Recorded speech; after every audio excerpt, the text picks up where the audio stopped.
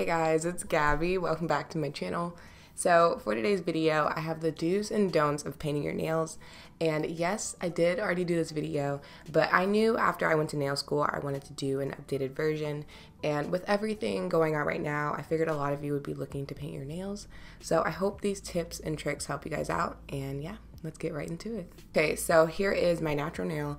And before you guys are like, step one, have perfect nails, I'm telling you, if you keep up a routine and just constantly take care of your nails, then your nails can look like this too. But anyways, the first step is to file and shape your nails. So when you're choosing a nail file, you don't want to use a very coarse one on your natural nails. So the black one right here is a 100/180 grit nail file. And this is meant for acrylics, dip powder, any type of nail extension. But when it comes to your natural nails, you want to use a higher grit file, especially if your nails are already weak or splitting. So I'm going to be using this pink file and just shaping my nails. So right now, as you can see, I have a round nail shape. And so for this, I just file from corner to center, but typically I have square nails, and for that, I like to go straight across in one direction. But no matter what nail shape you do, you just want to make sure you're not doing that sawing motion where you're going back and forth with a nail file, and you'll be good. So moving on to cuticles, this is definitely something that comes down to your personal preference. So I'm gonna be giving you guys a few different options, and then I'm also gonna tell you guys what I like to do. So personally, I like just grabbing some cuticle oil, putting it around my nail, and then letting that sit for a little bit. And then I just take one of these wooden sticks and gently push my cuticle back.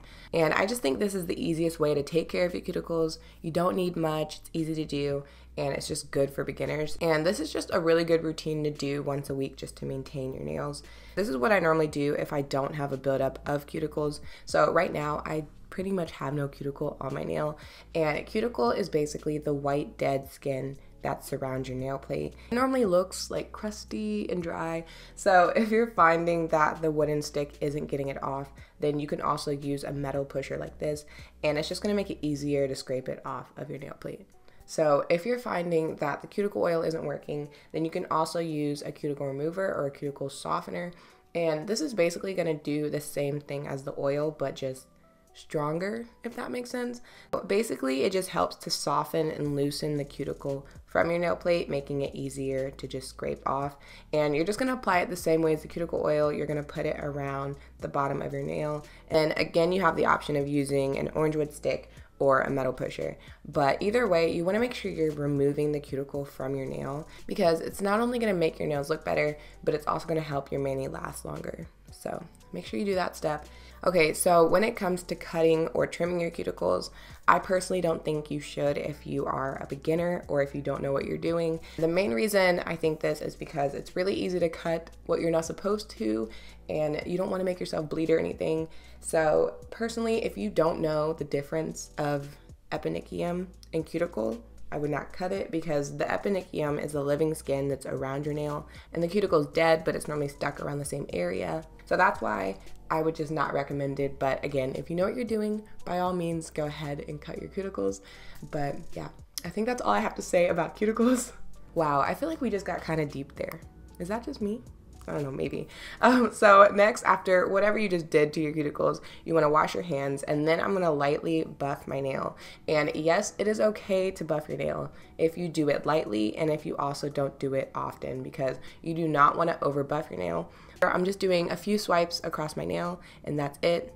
Again, you don't want to over buff. So next, you want to remove the oils from your nails. So I'm going to be using rubbing alcohol to do this, and if you don't have rubbing alcohol, you can also use nail polish remover. And you want to use either some makeup sponges like this or a lint-free wipe, but either way, you don't want to use a cotton ball to do this, because the chances of it leaving those little cotton strings behind are really high. So I just always use one of these. And makeup sponges / wedges are always good to have anyways for nails, for ombres and things like that. So I'm just going to take it and wipe it across my nail and let that dry up. And after you do this, you want to make sure you don't touch your nails, because your fingertips have oils on them too. So just avoid touching them. And then we're going to move on to the base coat. And base coats are super important. It's like pretty much a primer that you have with makeup. Actually, I don't use a primer, that's a bad example. It's really important. Basically, it's gonna not only prevent staining, but it's gonna help the nail polish adhere better to your nail. So you're just gonna apply this normally. I don't know, there's not really any tips with a base coat. And when it comes to choosing a base coat, honestly, I'm not too picky. Like, if I like the brand, then I'll probably like the base coat. I do like this one. It makes me feel like my nails are healthy because it's green. Oh my gosh, I don't know what's wrong with me today. Anyways, when it comes to choosing your nail polish, you don't want to choose an old nail polish that you've had for 3 years and is all old and nasty, because it does not matter who you are, it's going to be hard to work with. So you want to make sure you're choosing a newer nail polish, or at least one that isn't like crusty or anything. So I'm going to be using Kiara Sky Warm and Toasty, and this is a nude shade. Are we surprised? I know. But when you're going to polish your nails, you don't want to wipe off the brush too much to where there's hardly any product on it, because then when you go to apply the polish, it's just not going to be enough to where you're going to get a weird streaky sheer look, and you don't want this.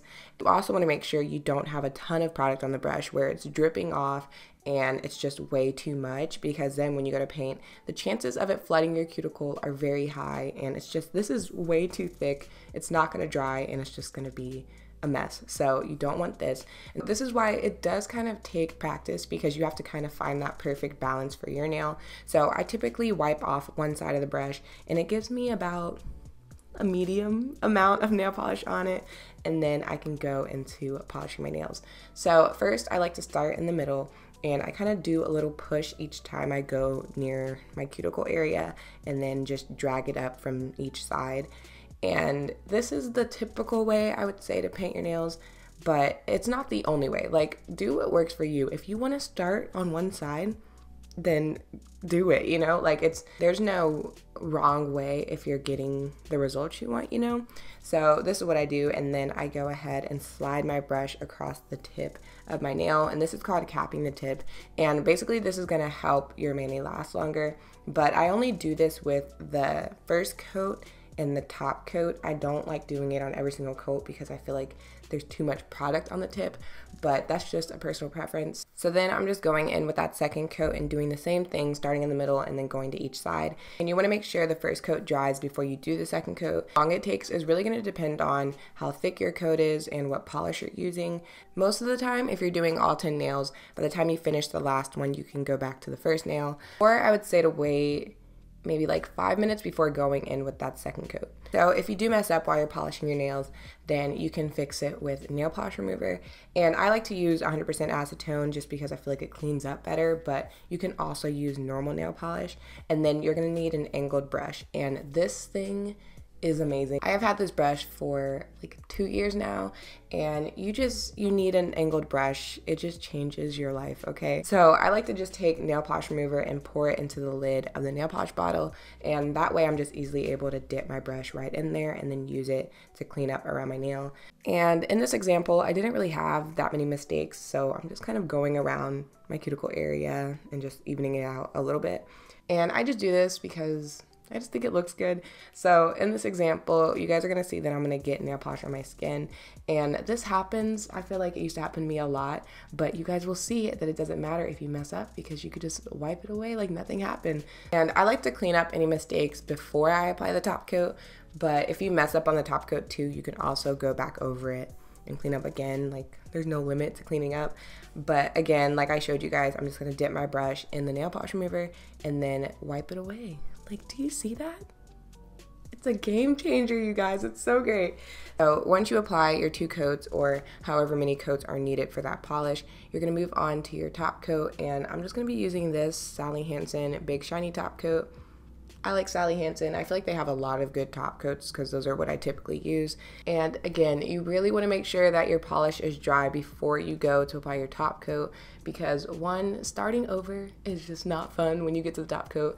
And 2, you don't want to mess up your top coat because it's really easy for the polish to actually drag into the brush and ruin the brush of the top coat. So again, you want to make sure that's dry and then apply it like you would the normal nail polish. So I'm just starting in the middle and then going to each side, and then again I'm going to be capping the tip. And you are done, you guys. You have a perfect mani. Did some self-care, you're feeling good. A big thing, do not try to paint your nails right before you go to bed. it's gonna smush or you're gonna wake up with those sheet marks, okay? So just try to wait at least like 20 minutes before you try to dig into a bag of chips or go to the bathroom or go somewhere, because they're probably gonna mess up. But yeah, I hope these tips helped you guys out, and I will be back soon with another do's and don'ts because I know I've been slacking. But yeah, I will talk to you guys in my next video. Bye.